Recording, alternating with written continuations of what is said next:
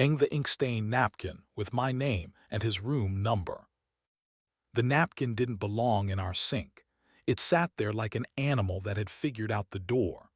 White linen gone gray at the edges, one corner stained the color of a fountain pen that had refused to be gentle.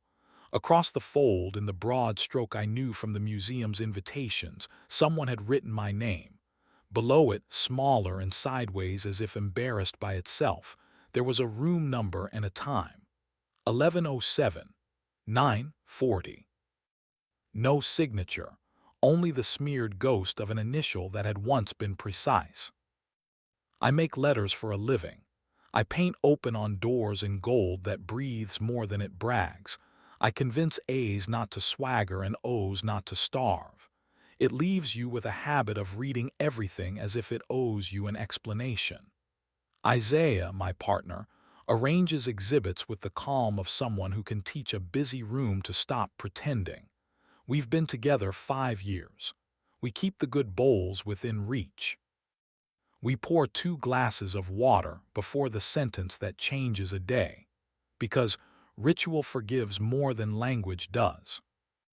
He had come home late smelling like cedar and the lobby of the boutique hotel attached to the museum's gala.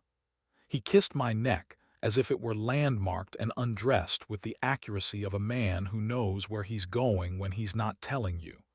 He said the dinner ran long, and a board member sounded like 3 of himself. He had a way of making even his excuses sound curated. I lifted the napkin by a corner so the ink wouldn't wet my palm. The letters were too smooth to be Isaiah's handwriting and too proud to be an intern's. The initial could have been an M, it could have been a question.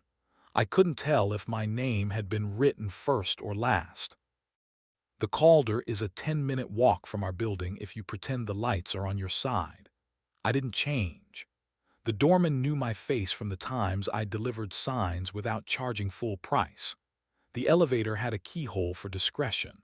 The button for 11 already glowed like an invitation that hoped to be turned down. The hallway smelled of carpet and things hotels don't apologize for. Room 1107 answered my knuckles like a hinge that had been oiled recently in case it needed to perform. The chain slid back. A man I had seen too many times in the periphery stood there with his hands on the doorframe as if bracing against a decision. Marco. He had the kind of height that makes honesty look expensive. Dark hair surrendering to humidity in a way that made him more interesting. Shirt open 1 notch beyond required, the kind of casual that was mostly careful. He smelled like cedar and the last hour of a room that thinks it can be kind for 30 more minutes. "You came," he said. The words landed somewhere between relief and temerity. "You wrote my name on a napkin and put it in my sink," I said. "That is persuasive." He moved aside. The room had been staged for symmetry and regret. 2 glasses sweated on the table next to a bottle of water that had decided to help. Isaiah's jacket hung on the back of a chair with the familiarity of a hand.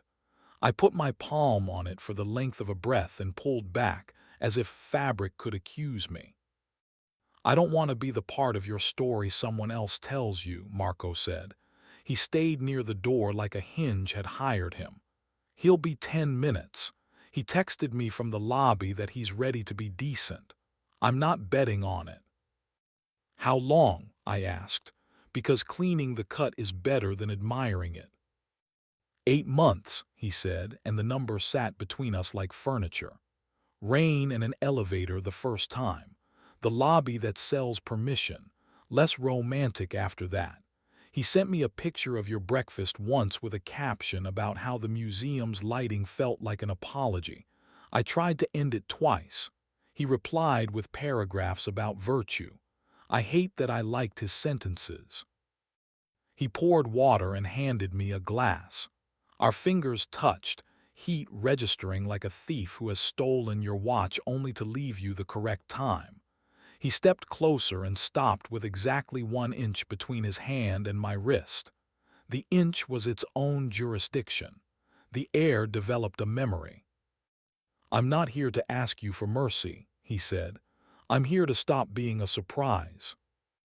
The door opened with the polite authority of a man who understands hinges better than people. Isaiah. He saw the glasses. He saw the jacket on the chair. He saw Marco too near and me too still, and a bed that pretended to be part of the furniture. He didn't look at the bed because he knows which surfaces deserve attention first. He closed the door carefully. That sound I will always love. "Okay," he said, "because there is a volume for these things and he knows it." "You could have kept the napkin out of our house," I said. "I could have," he said, and chose not to argue with that sentence. I cheated. I told myself it was weather. I told myself home is a noun that survives rain. I told myself you are patient and patience is elastic. All the stories I told myself look worse under daylight. Marco had shifted to the window the way decent men do when truth is being negotiated, letting the city take some of the heat. He watched my mouth like a person who reads for a living and hates being right.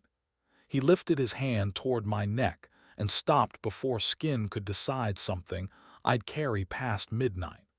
That restraint was the most erotic thing that happened in that room. It also made me angrier than a kiss would have.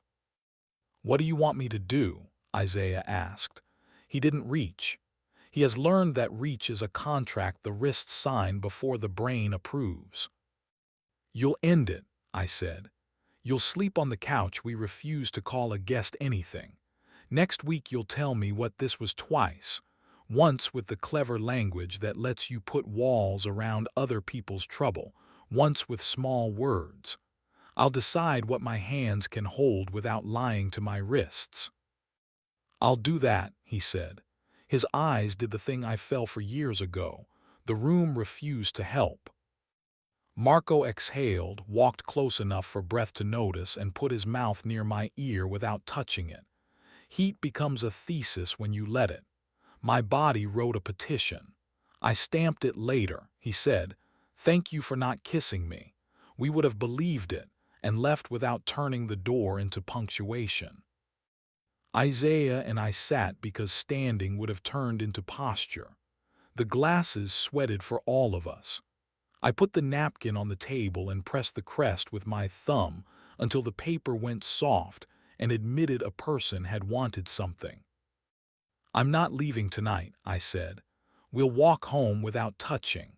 We'll wait at crosswalks because other people's knees and our better natures both deserve seconds. You'll sleep on the couch. Tomorrow you end it without complimenting him.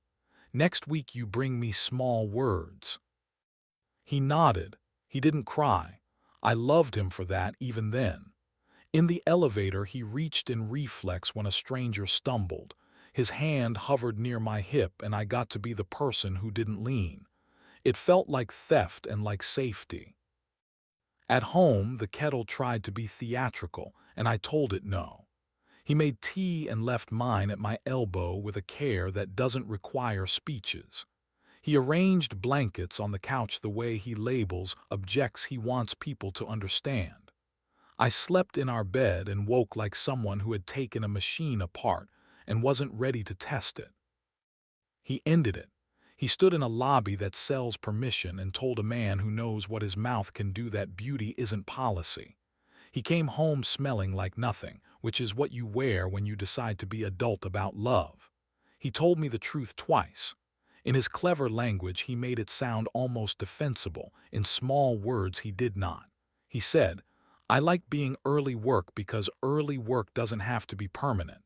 He said, "I mistook applause for acceptance."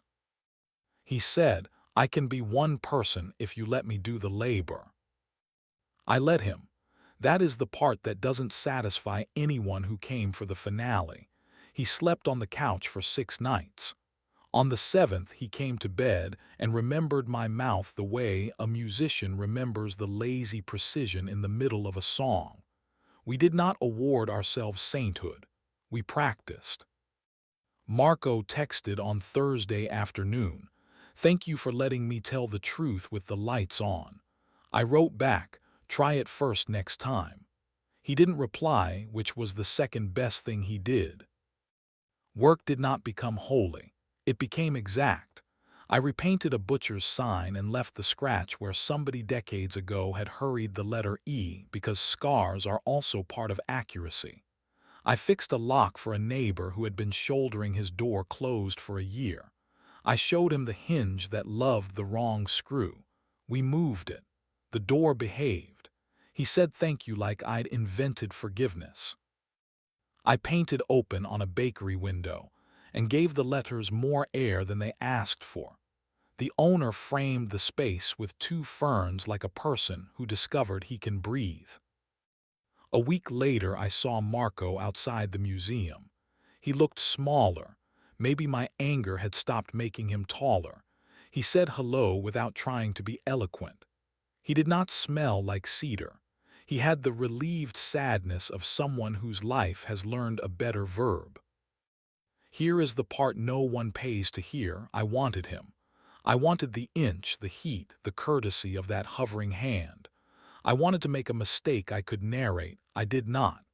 Wanting is a sentence, not a command. Bodies vote. Ethics count. There is nothing wrong with boredom if it means tomorrow doesn't hate you. We adjusted. Isaiah and we put two glasses down before three sentences instead of one. We walked slower. We cut shorter. We learned not to turn forgiveness into a stage. Some nights I could feel the cedar trying to write itself into our hallway, and I told it to wait outside with the other weather. We went to the Calder for someone else's opening and stood together near the exit for reasons that weren't about leaving. In the elevator, we watched ourselves choose not to perform. If another key or napkin or receipt arrives with my name and his room number, I will bring water. I will sit where the door is obvious and not mistake that for cowardice. If a hand lifts toward my neck, I will let the inch exist and answer with a decision I can carry past morning. I will keep choosing verbs that keep us possible: end, stay, work, touch, wait. And when I lay a gold leaf on glass and watch breath catch in it before the shine announces itself, I will think of the night in the hotel where we refused a finale and argued for repair instead. And I will call that deliberate air the most difficult thing I know how to make, and the only thing that still holds in daylight.